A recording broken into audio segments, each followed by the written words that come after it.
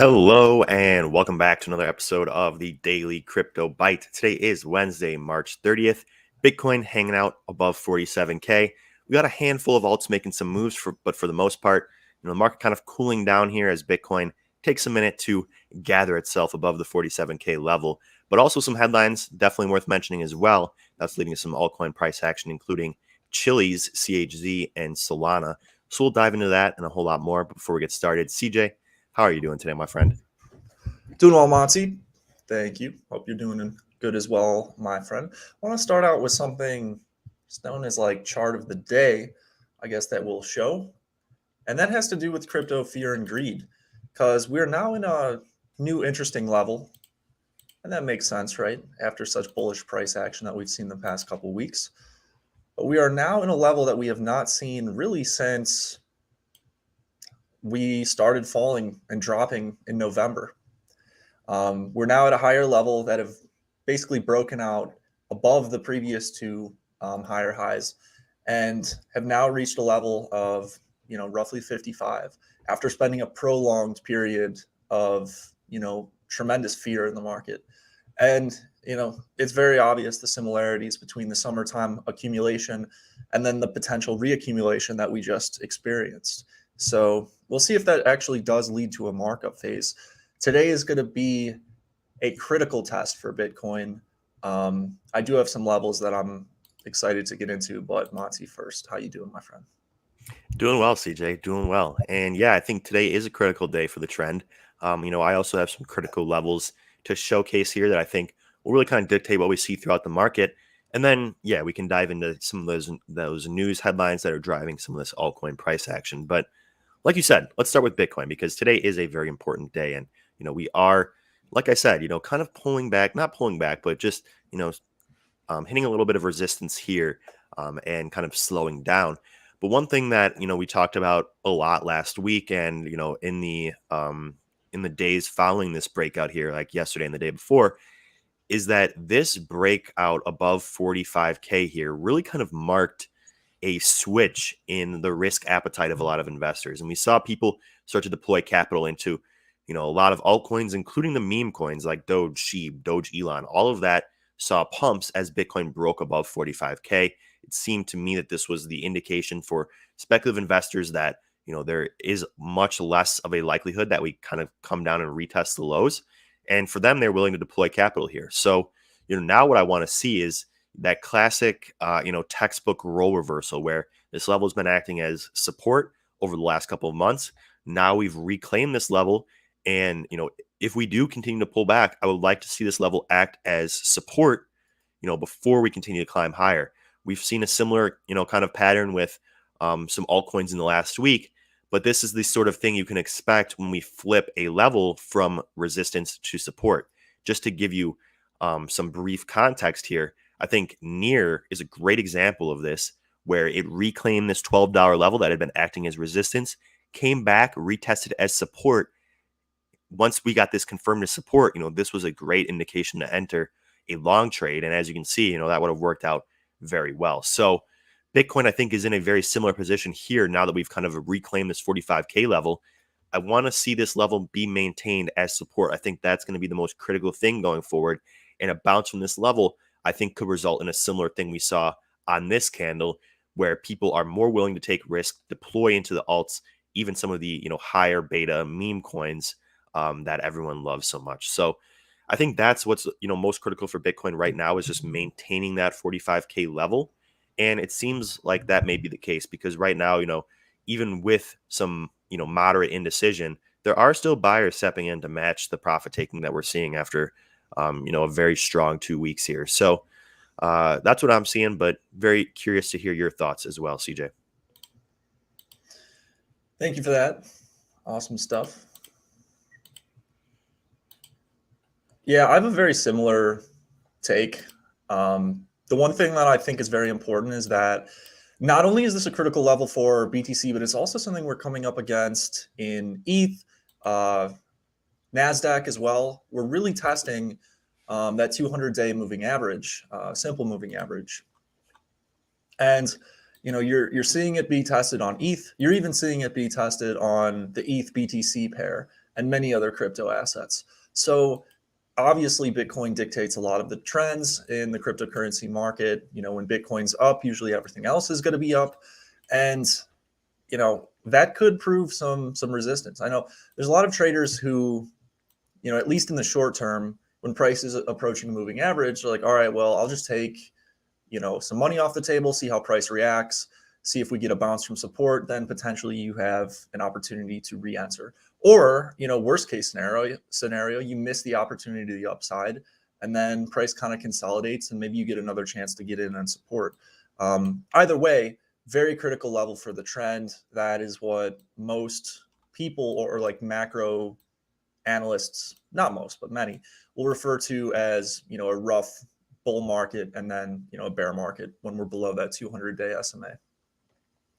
Also, something I haven't really referred to in a while, though, but it's pretty interesting once you take a look, is the fib levels and where they've lined up. Basically, if you just take the extrapolated price of, taking the top of the bull market and then bringing it down to kind of the bear market lows, and you get levels quite similar, to our previous support.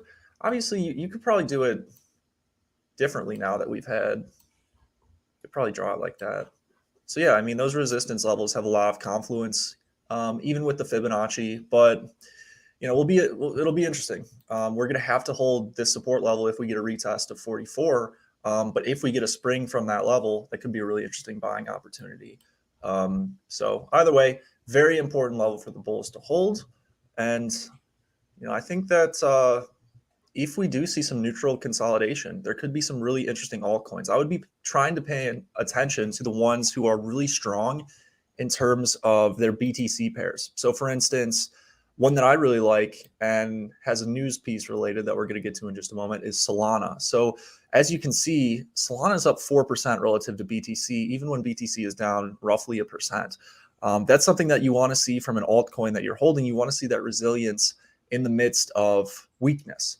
And, we still have a wide divergence from that 200-day SMA. So it does look like the Sol BTC pair does have some catching up to do, which could be quite interesting potential for some continued price action of this, micro parabola that's just began.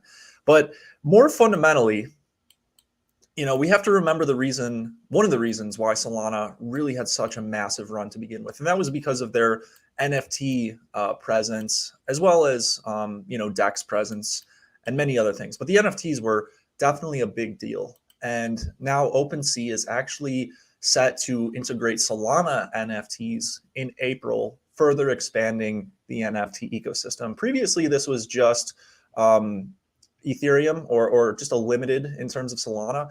Magic Eden is currently the monopoly in terms of the Solana NFT ecosystem. Same way as OpenSea is somewhat the monopoly to the Ethereum NFTs. Either way, really big deal for Solana to be incorporated in the largest NFT marketplace and most mainstream NFT marketplace really around currently in existence. So interesting stuff there. Not surprising that we're seeing some other bullish price action off that narrative. Yeah.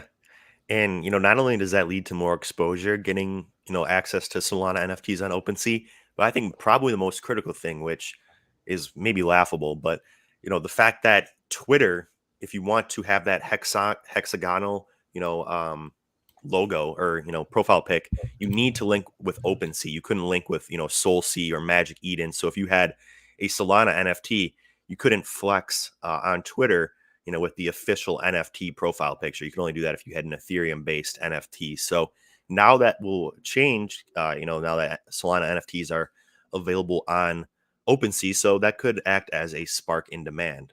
Who knows? But Solana is not the only asset that's running today on the back of, some positive fundamental news. Another asset that's actually had a relatively strong week here after getting beat up pretty bad is Chiliz, CHZ. We've talked about this one in the past, CJ. This is a kind of fan token and a sports and entertainment token.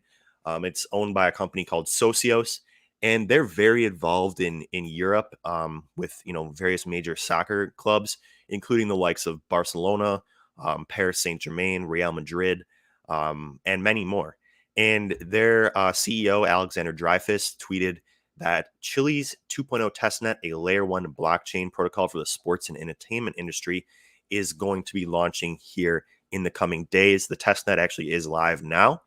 And basically, he's implying that this is going to be a new ecosystem to reward industry stakeholders in the next years, new developers, new applications, and much more. So essentially what the goal is here is to bring in more capital to allow more development to occur and allow more integration with the sporting world and more genuine utility. So this is definitely an interesting development. And if we look at what this has done to the price of Chili's, this thing has really taken off in the last week here, showing strength into that of Bitcoin. So a couple different movers here. I mean, and those aren't even the only ones. There are a few more altcoins, including VeChain, up 14% today, and many more. So, that's what is worth looking for, right? Like you said, CJ, those assets showing resilience into the BTC pair. We saw the same thing out of Luna just a few months ago, showing resilience in the BTC pair. Not only All right. Well, I mean, Luna's just going straight up, but you're right. You're right. Well, yeah, no, but my point is that, like, when the market was pulling back, when Bitcoin was pulling back and Luna was just holding steady, that is indicative of, independent demand from Bitcoin. And that's what you want to see if you're, banking on these altcoins. You don't just want them to be like a higher beta Bitcoin vehicle. You want some independent value. And I think Solana is actually, starting to offer that again for the first time in a while. So interesting stuff there. Plenty to watch as we consolidate above 47K, but that's all I got. CJ, anything else you want to add before we wrap things up? Yeah, I mean, I have to. Speaking of altcoins, we have to take a look at ZIL. So let's take a look.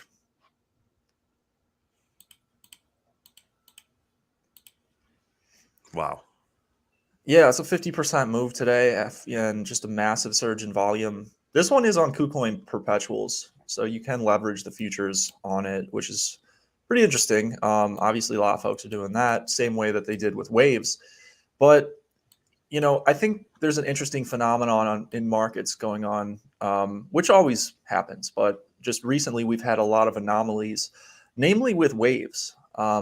And I do want to look at waves and talk about potential similarities between these two assets, where waves started pumping basically when nothing else was pumping, when the market was just beginning to bottom, and it had the Ukrainian narrative, as one of the only Ukraine-based projects, and it really started pumping and never pulled back once the market actually started trending very powerfully. And now, as you can see, it's gone up only for the past month. How much is it up exactly? Let's see. Over 4x it has to be. So topped out at 600% since the lows here in February. So quite a move. The six bagger right there. ZIL is somewhat similar to this in terms of price action, because price in and of itself sometimes becomes the catalyst, especially when a lot of people, they see this move in ZIL and they say, oh, I missed it, and that was like what, 4 or 5 days ago. So if the trend is really real and authentic and going to do something like waves and potentially trend, if Bitcoin continues to trend, maybe a short-term scalp play, maybe something where if you're looking to leverage volatility, it could be interesting. So thanks for sharing that one, Dave G. Appreciate that, sir. Yeah, that's an insane move there from ZIL. Thank you for pointing that out. But that is all we got for today. As always, thank you guys so much for watching. If you guys would like access to CJ and myself's trade insights, access to our community, and a whole lot more, you can do so at the link below me, marketrebellion.com/try crypto. And please don't forget to like and subscribe. Really helps out the channel. We'll also be doing a member webinar today at 11:30 Central, where we answer all your questions. You guys can ask anything you want, whether it be about a specific ticker, a formation, whatever the case may be. That hour is all yours. So join us there. But that's all we got. Thank you guys so much for watching. Have a great rest.